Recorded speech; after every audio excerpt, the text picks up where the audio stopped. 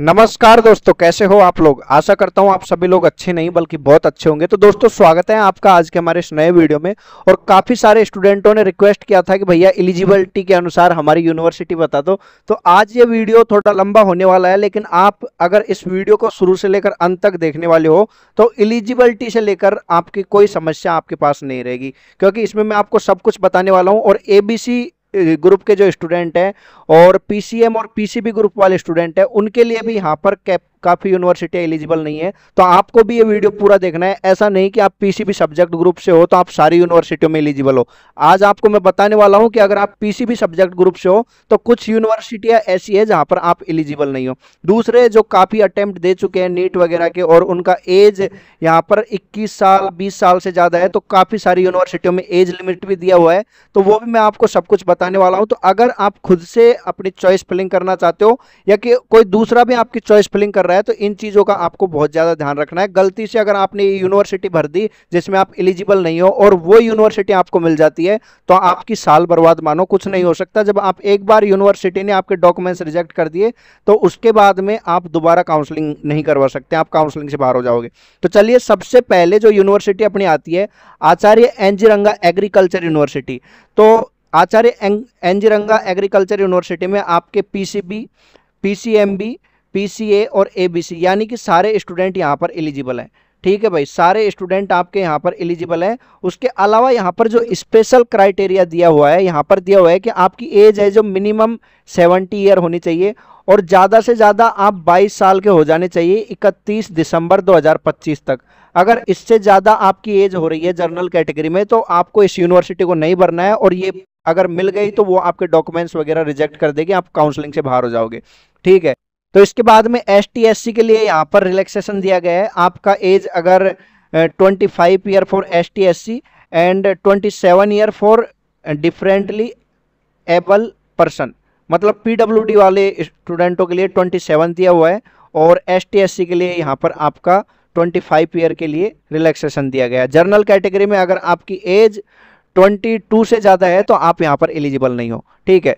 दूसरी अपनी जो यूनिवर्सिटी आती है इसमें सारे लोग एलिजिबल हैं, एग्रीकल्चर वाले, पीसीबी वाले, पीसीएम वाले और पीसीएमबी वाले। लेकिन अगर आप पीसीए वाले हो तो आप यहाँ पर एलिजिबल नहीं हो। ठीक है। तो इसलिए आपका आचार्य नरेंद्र देवा यूनिवर्सिटी ऑफ एग्रीकल्चर यह आपका उत्तर प्रदेश में है और यहाँ पर भी अपर एज लिमिट आपकी 22 ईयर दी गई है और एसटी एससी पीडब्ल्यूडी के लिए आपका 5 साल का रिलैक्सेशन दिया गया है। ठीक है। उसके बाद में एग्रीकल्चर यूनिवर्सिटी जोधपुर की बात करें तो ये राजस्थान का यूनिवर्सिटी है और यहाँ पर सारे लोग एलिजिबल हैं।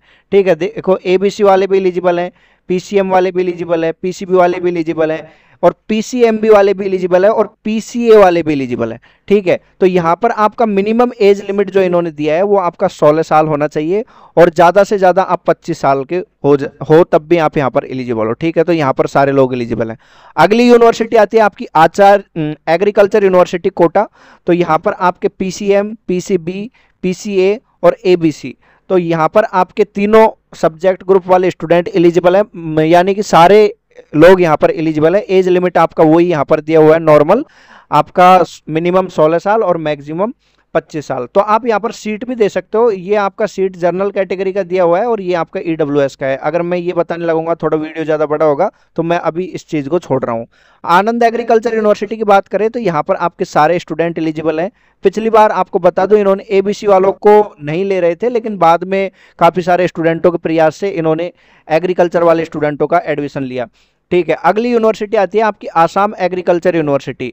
तो ये आपकी जोरहाट असम में है और यहाँ पर पीसीबी वाले स्टूडेंट एलिजिबल है। पिछले साल यहाँ पर गलती ये हुई थी कि पीसीबी इन्होंने यहाँ पर दे रखा है, लेकिन आईसीआर ने जो फिल्टर किया था आपका, वहाँ पर ये यूनिवर्सिटी थी, जिस वजह से काफ़ी सारे स्टूडेंटों की यूनिवर्सिटी मिला, डॉक्यूमेंट्स रिजेक्ट हुए और आगे उनका एडमिशन रोक दिया गया। लेकिन काफ़ी सारे स्टूडेंटों के प्रयास से, काफ़ी सारे यूट्यूबर्स के प्रयास से तो आईसीआर को मेल किए गए और इस यूनिवर्सिटी में मेल किए गए। तो एक जो आईसीआर का बहुत बड़ा रूल है उसमें बदलाव किया गया। तो उसके बारे में मैं आगे की वीडियो में आगे की वीडियो में डिस्कस करूंगा किस तरह से एग्रो गूगल ने यहाँ पर उन स्टूडेंटों का सपोर्ट किया था। तो यहाँ पर आपका मिनिमम एज दिया हुआ है कि मिनिमम आपकी 16 साल होनी चाहिए, ठीक है। उसके बाद में Banda university of agriculture and technology, ये आपका उत्तर प्रदेश में है। तो यहाँ पर एग्रीकल्चर साइंस, पीसीएम, पीसीबी और पीसीएमबी यानी कि सारे स्टूडेंट एलिजिबल है, ठीक है। यहाँ पर कोई स्पेशल क्राइटेरिया नहीं दिया गया, और स्पेशल क्राइटेरिया नहीं दिया गया, सीट नहीं दी, तो उनके बारे में मैं बताऊंगा कि वहाँ पर आपका क्या हो सकता है। तो थोड़ा वीडियो में बने रहना है। विधान चंद्र कृषि विश्वविद्यालय, यह आपका वेस्ट बंगाल का यूनिवर्सिटी है, और यहाँ पर दिया हुआ है इंग्लिश, फिजिक्स, केमिस्ट्री, बायोलॉजी, यानी कि यहाँ पर पीसीएम वाले स्टूडेंट एलिजिबल नहीं है, केवल पीसीबी वाले स्टूडेंट एलिजिबल है, और उनके पास 12th में इंग्लिश सब्जेक्ट होना चाहिए था। यहाँ पर ये नहीं लिखा गया है कि इंग्लिश मीडियम, यहाँ पर बस ये है कि आपके पास 12th में इंग्लिश होना चाहिए था, ठीक है। और पीसीएम वाले स्टूडेंट यहाँ पर एलिजिबल नहीं है बीएससी एग्रीकल्चर के लिए। आगे बात करें बिहार एग्रीकल्चर यूनिवर्सिटी सापोर भागलपुर की, तो यहाँ पर आपके सभी तरह के स्टूडेंट एलिजिबल हैं, ठीक है। पीसीएम वाले, पीसीएमबी, एबीसी, एमसीए, एमबीए, इन्होंने आगे पीछे ऐसे कर दिया, ठीक है। यहाँ पर आपकी अच्छी खासी सीटें हैं, ठीक है। आगे बात करें बिरसा एग्रीकल्चर यूनिवर्सिटी की, तो यहाँ पर कोई एलिजिबिलिटी नहीं दिया गया है, और ये भी लिखा गया है कि सीट आपकी काउंसलिंग के टाइम पर रिसीव्ड हो जाएंगी। आगे बात करें central agriculture university Imphal Manipur की, तो यहाँ पर आपके सभी तरह के स्टूडेंट एलिजिबल हैं। 26 सीट आपकी जनरल के लिए और 3 सीट आपकी यहाँ पर ईडब्ल्यूएस के लिए। तो आगे यूनिवर्सिटियों के बारे में बात करें उससे पहले आप लोगों के लिए एक मैं बता दूं कि राजस्थान का एक ऐसा इंस्टीट्यूट जो देश की एक एक यूनिवर्सिटी में अपने स्टूडेंटों को पहुंचा चुका है। यहाँ पर राजस्थान ही नहीं, देश के हर एक कोने से स्टूडेंट पढ़ रहे हैं, और इस साल का रिजल्ट आप देखो तो बायोलॉजी में 100%, एग्रीकल्चर में 100%, आपके गगन यादव जिला 12 के यहाँ पर बायोलॉजी में 100% है। दिशा सोलंकी जिला बूंदी से हैं जिनके 100% एग्रीकल्चर में है। यही नहीं, आप देखोगे यहाँ पर रिजल्ट की और 600 प्लस वाले, 700 प्लस वाले स्टूडेंटों की लाइन लगी हुई है। दूसरा यहाँ पर देखो 12वीं के साथ में बहुत सारे स्टूडेंटों के 12वीं के साथ में आप देखो 750 में से 657 नंबर पूनम जिला नागौर। इसी तरह से बहुत सारे स्टूडेंटों के यहाँ पर 12th के साथ में जो फाउंडेशन बैच में यहाँ पर एडमिशन लिए थे 11th 12th में, उनके यहाँ पर 12th के साथ में इतने सारे नंबर हैं। तो अगर आपके भी नंबर कम है या 12th के बाद में या 11th के बाद में आप आगे आईसीआर की टॉप यूनिवर्सिटियों में एडमिशन लेना चाहते हो, या जेईटी में राजस्थान के जो जेईटी के कॉलेज और यूनिवर्सिटी है वहाँ पर आप एडमिशन लेना चाहते हो, तो इनके बैच स्टार्ट हो रहे हैं आपके 14 जुलाई से। 11th और 12th जो फाउंडेशन बैच है, न्यू बैच स्टार्ट हो रहे हैं, बिल्कुल फ्रेश बैच आपके 14 जुलाई से स्टार्ट हो जाएंगे। और जेईटी और सीयूईटी के लॉन्ग ईयर, अगर आपने 12th पास कर लिया, आपके कम मार्क्स आ रहे हैं और आप यहाँ पर तैयारी करके देश के टॉप यूनिवर्सिटी में जाना चाहते हो, तो आपके लिए भी यहाँ पर 14 जुलाई से नए बैच स्टार्ट हो रहे हैं। यहाँ पर आपको स्कूल कोचिंग प्लस हॉस्टल सारी सुविधा उपलब्ध होती है, और दूसरा हिंदी मीडियम और इंग्लिश मीडियम दोनों आपको मीडियम यहाँ पर अवेलेबल हो जाएंगे। दूसरा इनका ऑफलाइन और ऑनलाइन दोनों तरह से आप यहाँ पर एडमिशन ले सकते हो। अगर आप कहीं दूर से देख रहे हो, देश के किसी दूर कोने से देख रहे हो और आप उदयपुर नहीं जा सकते, तो आप इनका ऑनलाइन बैच ज्वाइन करके अपना सपना साकार कर सकते हो। वैसे मैं आपको बता दूं, रॉयल इंस्टीट्यूट में देश के कोने कोने से स्टूडेंट पढ़ रहे हैं और उदयपुर में अपने टॉप यूनिवर्सिटी में जाने का सपना पूरा कर चुके हैं और पूरा करने में लगे हुए हैं। तो चलिए आगे अपन एलिजिबिलिटी के बारे में बात कर लेते हैं और यूनिवर्सिटियों का।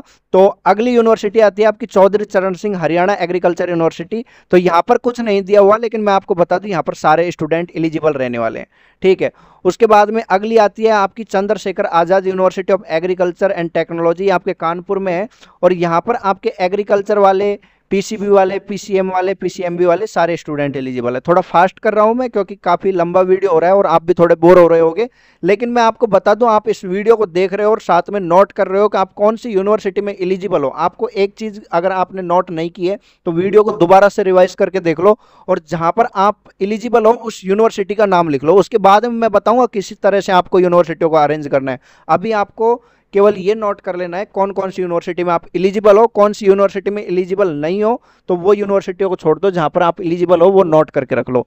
आगे बात करें डॉक्टर भाला साहब सावंत कोकण कृषि यूनिवर्सिटी आपकी धापोली में है। तो यहाँ पर भी आपके अधिकतर स्टूडेंट एलिजिबल होंगे, और जो यहाँ पर एलिजिबिलिटी नहीं दी है वो आपकी काउंसलिंग में चॉइस फिलिंग के टाइम पे आपको देखने को मिल जाएगी। ठीक है।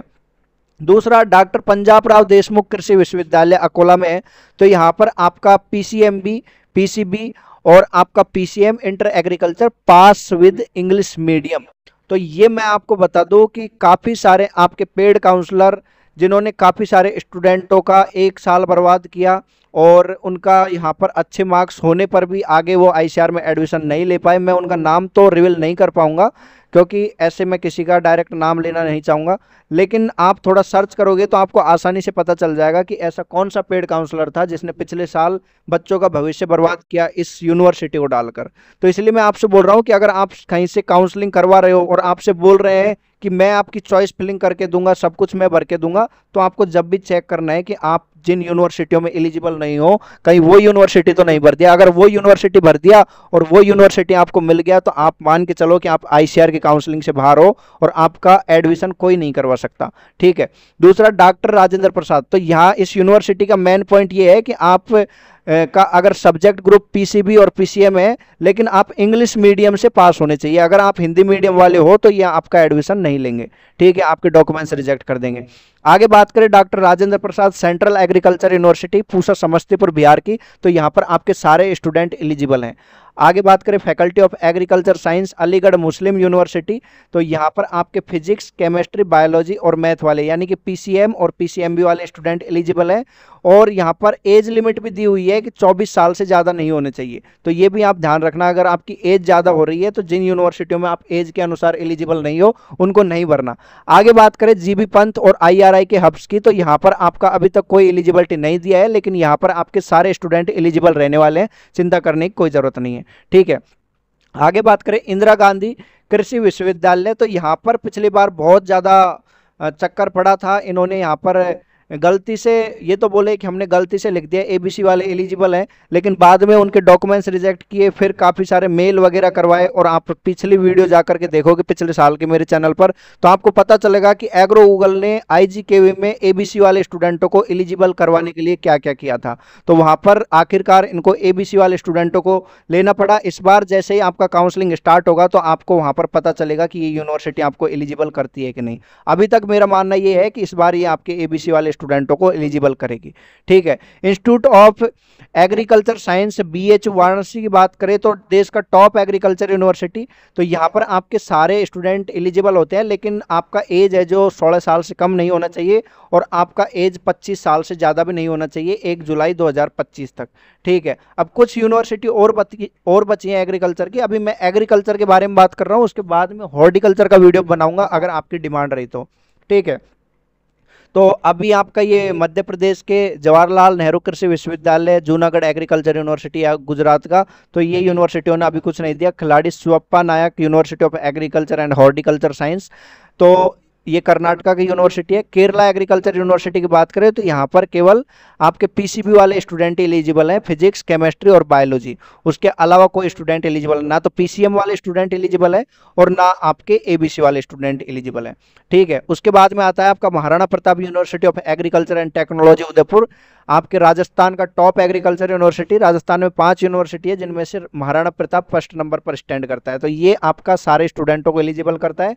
लेकिन यहाँ पर एज लिमिट थोड़ा है, जिनके ज़्यादा अटेम्प्ट हो चुके हैं तो वो 25 साल से ज़्यादा के हो गए तो आप यहाँ पर एडमिशन नहीं ले सकते। महात्मा फूले कृषि विद्यापीठ राउरी में है, तो यहाँ पर आपका इंग्लिश मीडियम वाला रोड़ा इन्होंने अटका रखा है और पीसीएम और पीसीबी वाले स्टूडेंट यहाँ पे एलिजिबल हैं। नागालैंड यूनिवर्सिटी की बात करूँ तो नागालैंड यूनिवर्सिटी में पिछली बार काफ़ी सारे लोगों के साथ में बहुत बड़ा धोखा हुआ, तो उसमें भी काफ़ी सारे स्टूडेंटों को निकाला गया, लेकिन काफ़ी सारे स्टूडेंट नॉलेज के अभाव में वहाँ पर फंसे रहे और उनका साल बर्बाद हुआ। तो आपको बता दूँ यहाँ पर पीसीबी, पीसीएम और पीसीए वाले स्टूडेंट हैं, ना कि एबीसी वाले स्टूडेंट। और ये आपके वहाँ पर यूनिवर्सिटी जब फिल्टर हुआ तो वहाँ पर ये यूनिवर्सिटी का नाम दिखा रहा था, तो बच्चों ने इसको भर दिया और भरने के बाद में काफ़ी सारे पेड काउंसलरों ने भर दिया, ये देखा नहीं कि यहाँ पर एलिजिबिलिटी में क्या दिया हुआ है। और बाद में जाकर के इस यूनिवर्सिटी ने डॉक्यूमेंट्स तो वेरीफाई कर दिए और ये बोला कि आप अपर मूवमेंट के लिए जाओ, और लेकिन आपका अपर मूवमेंट नहीं हुआ तो हम आपका एडमिशन नहीं लेंगे। ठीक है। तो ये आपका नागालैंड यूनिवर्सिटी है, इसका कट ऑफ भी थोड़ा कम ही जाता है। नवासारी एग्रीकल्चर यूनिवर्सिटी की बात करें तो यहाँ पर आपके सारे स्टूडेंट एलिजिबल हैं। और उड़ीसा यूनिवर्सिटी जो आपके भुवनेश्वर में है, तो यहाँ पर आपके पीसीबी और पीसीएम वाले स्टूडेंट एलिजिबल हैं, ठीक है। और ये देखो इन्होंने दिया है कि कैंडिडेट है तो 2008 से पहले का जन्म होना चाहिए। और ये आपका है तो ये आपकी प्रोफेसर जयशंकर प्रसाद तेलंगाना यूनिवर्सिटी है। तो यहाँ पर आपके पीसीबी, पीसीएम, पीसीए और एबीसी सारे स्टूडेंट यहाँ पर एलिजिबल हैं। जनरल कैटेगरी के लिए इन्होंने दिया है कि 17 से 22 साल अगर आपकी उम्र है तो आप एलिजिबल हो, 17 से 25 साल एसटी एससी वाले एलिजिबल है, और 17 से 27 पीडब्ल्यूडी वाले एलिजिबल है, ठीक है। पंजाब एग्रीकल्चर यूनिवर्सिटी की बात करें तो यहाँ पर पीसीएम, पीसीबी और पीसी वाले स्टूडेंट है, ना कि एबीसी वाले स्टूडेंट है। जबकि इनको खूब पता है, आराम से पता है कि पंजाब के सारे साइड के जो स्टेट हैं वहाँ पर एबीसी वाले स्टूडेंट होते हैं, लेकिन फिर भी इन्होंने ये एलिजिबिलिटी दिया है। तो क्या करें, आगे बात करें राजमाता विजय राजे सिंधिया का, तो ये आपका ग्वालियर मध्य प्रदेश का यूनिवर्सिटी है और यहाँ पर सारे स्टूडेंट एलिजिबल है, ठीक है। और इन्होंने देखो कितने अच्छे से एलिजिबिलिटी दिया है। इन्होंने बताया कि अगर एग्रीकल्चर ग्रुप का स्टूडेंट है तो उसको क्या फायदे हैं, और अगर मैथमेटिक्स का स्टूडेंट है तो उसको crop production, horticulture and elements of animal husbandry, ये कोर्सों में आपको फायदा है। तो ऐसा एलिजिबिलिटी क्राइटेरिया सबको देना चाहिए, सारी यूनिवर्सिटियों को, समझ करके कि ऑल इंडिया में कौन कौन से सब्जेक्ट ग्रुप के स्टूडेंट है, वो किस किस तरह से एग्जाम देते हैं, तो इस तरह से एलिजिबिलिटी क्राइटेरिया देना चाहिए, ठीक है। रानी लक्ष्मीबाई की बात करें तो रानी लक्ष्मीबाई में आपके सारे स्टूडेंट एलिजिबल है, लेकिन आपके 12th में इंग्लिश सब्जेक्ट होना चाहिए। अगर इंग्लिश सब्जेक्ट नहीं है तो यहाँ पर थोड़ा सा दिक्कत हो सकता है। वैसे इन्होंने बोला है कि जो भी IRI न्यू दिल्ली के रूल होंगे उसी के अनुसार ये अपना आगे का रूल फॉलो करेंगे। सरदार वल्लभ भाई पटेल, ये आपके यूपी का और टॉप यूनिवर्सिटी है यूपी का, सन 2002 में स्टार्ट हुआ। यहाँ का अगर प्रीवियस प्लेसमेंट रिकॉर्ड देखें तो 4.5 लाख का एवरेज प्लेसमेंट रिकॉर्ड रहा है, और यहाँ पर आपके सारे स्टूडेंट एलिजिबल हैं, ठीक है। 26 सीट हैं, और यहाँ पर जो एज लिमिट दिया हुआ है वो 2025 तक आप 16 साल के हो जाने चाहिए, 31 दिसंबर, और 22 साल आपकी मैक्सिमम दी हुई है। 5% रिलैक्सेशन आपका ST SC के लिए है। सरदार कृषि नगर दांतीवाड़ा एग्रीकल्चर यूनिवर्सिटी, ये आपका गुजरात में है, और यहाँ पर आपके सारे स्टूडेंट एलिजिबल हैं, ठीक है। शेरे Kashmir university of agriculture science and technology, ये जम्मू का है। देखो दोनों यूनिवर्सिटियों का नाम एक जैसा है, ये जम्मू का यूनिवर्सिटी है। यहाँ पर आपके पीसीबी, पीसीएम, पीसीएमबी और एग्रीकल्चर, ये सारे स्टूडेंट एलिजिबल है। लेकिन बात करें शालीमार कैंपस की, तो शालीमार कैंपस में आपके पीसीबी और पीसीएम वाले स्टूडेंट ही एलिजिबल है।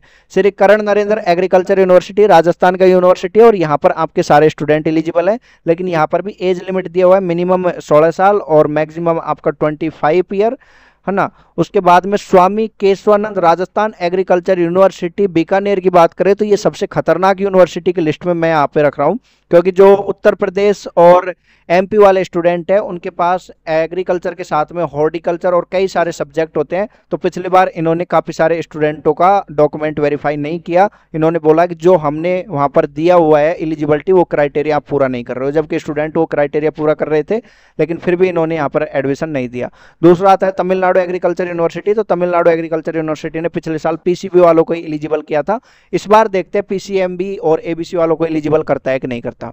University of agriculture science Bangalore की बात करें तो यहाँ पर आपका PCMB वाले स्टूडेंट एलिजिबल है, ना कि PCM वाले स्टूडेंट एलिजिबल है, ना कि PCB वाले स्टूडेंट एलिजिबल है। मैंने आपसे बोला था ना कि मैं आपको बताऊंगा PCB वाले स्टूडेंट, ये ना सोचना कि आप सारी यूनिवर्सिटियों में एलिजिबल हो। PCB वाले स्टूडेंट इस यूनिवर्सिटी में एलिजिबल नहीं है, क्योंकि यहाँ पर आपको देखो कोई इन्होंने कॉमा नहीं लगाया, कोई डॉट नहीं लगाया, यहाँ पर इन्होंने सीधा लिखा है PCMB, मतलब कि आपके पास 12th में 4 सब्जेक्ट होंगे, तब जाकर के आप BSc एग्रीकल्चर कर पाओगे university of agriculture science Bengaluru से, ठीक है।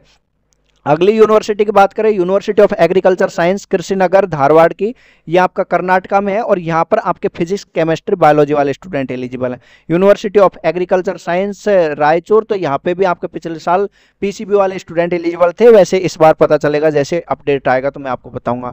यूनिवर्सिटी उत्तर बंगा कृषि विश्वविद्यालय की बात करें तो यहाँ पर आपका देखो PCB वाले स्टूडेंट एलिजिबल है, और दूसरा PCU वाले स्टूडेंट एलिजिबल है, ना कि ABC वाले स्टूडेंट और ना कि PCM वाले स्टूडेंट। तो ये यूनिवर्सिटी का थोड़ा ध्यान रखना। इन्होंने साफ साफ आगे भी लिखा हुआ है कि only PCB and PCA in 12th standard. आगे बचता है आपका वसंत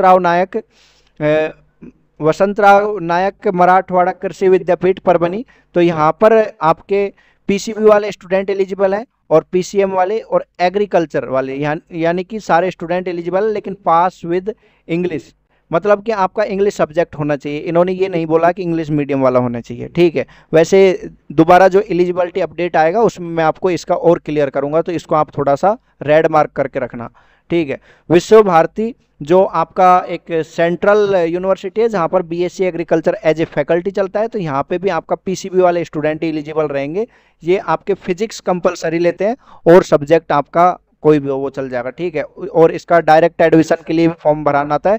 तो ये आपके एग्रीकल्चर की एलिजिबिलिटी के बारे में मैंने आपको डिटेल में बता दिया। इतना डिटेल में आपको किसी यूट्यूब वाले ने नहीं बताया होगा, सब नोटिफिकेशन खोल के बैठ जाते हैं, सीट बता देते हैं, लेकिन मैंने आपको एक एक चीज बताई है और बहुत बारीकी से बताया।